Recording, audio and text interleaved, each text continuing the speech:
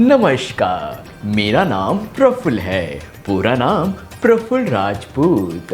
और आज मैं आपको महाभारत की कथा सुनाने वाला हूँ। जी हाँ दोस्तों, वैसे ये कथा एक एपिसोड में तो आने वाले नहीं, तो आगे मैं इसको एपिसोड कर कर के सुनाऊँगा। तो कई लोग महाभारत को एज अ स्टोरी समझते हैं, जो एक स्टोरी ही है और सुनना भी स्टोरी में ही चाहिए, लेकिन पौराणिक अंदाज में सुनने से लोग बोर हो जाते हैं। तो मैं आपको महाभारत की स्टोरी संक्षेप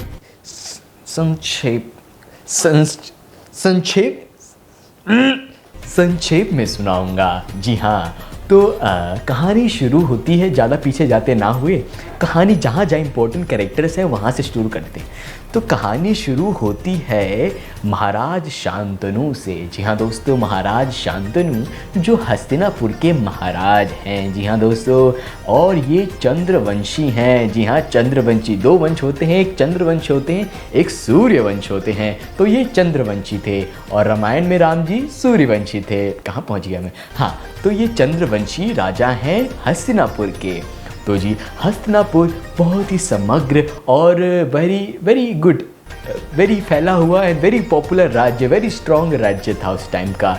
और उस राज्य के जो राजा थे, राजा शांतनु, उन्होंने लगभग पूरी दुनिया में अपना वर्चस्व ऐसे स्थापित कर ही लिया था। लेकिन क्या था ना, उनकी लाइफ में कमी थी। कमी ये थी कि लड़की नहीं थी। जी हाँ, तो बस यही कमी थी। तो राजा शांतनु के पास सब कुछ था, लेकिन एक वाइफ की कमी थी। तो एक दिन ऐसे ही राजा शांतनु महल से निकले और ऐसे नदी के किनारे घूम रहे थे। तभी उनको एक सुंदर सी स्त्री दिखी। उनका तो मतलब आंखें खुली की खुली रह गई और वो ऐसे बावले से हो गए। और उन्होंने, अब राजा थे तो वो तो जिस लड़की ऊपर हाथ रख दे उनको अपनी बीवी बना ले।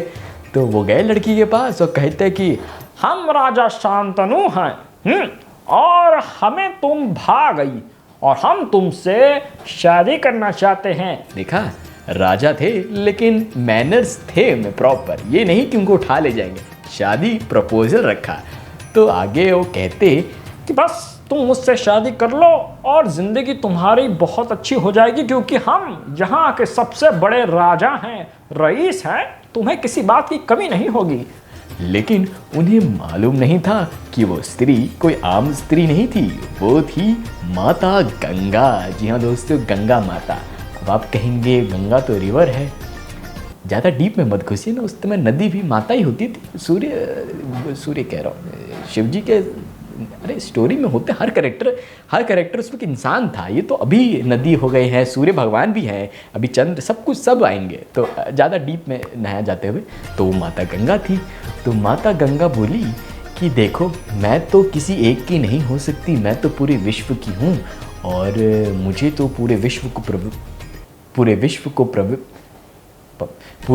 को पवित्र करना है। तो मैं किसी एक की नहीं रह सकती, लेकिन अगर तुम मुझे अपना बनाना चाहते हो तो मेरी एक शर्त है, मैं तुमसे एक शर्त पे शादी करूँगी। ये उन्होंने कहा था। तो राजा शांतनु तो बावले हो रखे थे, उनको तो सिर्फ शादी से मतलब थी। तो उन्होंने कहा ओके, तुम्हारी जो शर्त है मैं पूरी कर दूंगा, मैं I am a very popular raja, सब कुछ मेरे बस की है, बोलो क्या शर्त है। उन्होंने बोला कि मैं तुमसे एक शर्त पे शादी करूँगी कि तुम्हें मुझसे क्वेश्चन नहीं करना। अब हर लड़की तो ये करती है, लेकिन क्वेश्चन इस बारे में नहीं था। क्वेश्चन ये था कि शादी के बाद जब हमारे पुत्र होंगे तो मैं उनके साथ जो भी करूँ तुम क्वेश्चन नहीं करोगे। जिस दिन तुमने क्वेश्चन किया तो मैं उस बच्चे को लेके हमेशा के लिए तुम्हारी ज़िंदगी से चली जाऊँगी। ठीक है, प्रॉमिस करते हो? प्रॉमिस।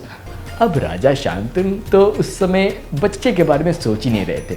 उन्हें तो उस कन्या पे, माता गंगा पे प्यार आ गया था। उनके लिए तो माता नहीं थी, लेकिन गंगा पे प्यार आ गया था। तो उन्होंने बोल दिया हाँ, चलेगा, जैसा तुम बोलोगी वैसा चलेगा, मुझसे बस शादी कर लो बस। तो भूल रहा हूँ क्या मैं? नहीं, तो भूल नहीं रहा हूँ, थोड़ा सा ऐसे सस्पेंस बनाते हैं। तो आगे बढ़ते हैं। तो माता गंगा और शांतनु की शादी होती है और ऐसे हमारा फर्स्ट एपिसोड कंप्लीट होता है। आगे के एपिसोड में हमको बताएंगे कि क्या हुआ आगे। धन्यवाद।